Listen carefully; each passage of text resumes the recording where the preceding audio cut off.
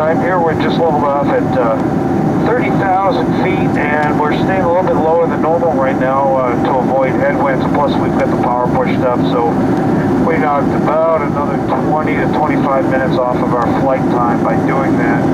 As long as the ride stays smooth, we can stay down at this lower altitude and make up some time. Right now, it looks like touchdown will be just about 11 p.m. local time, and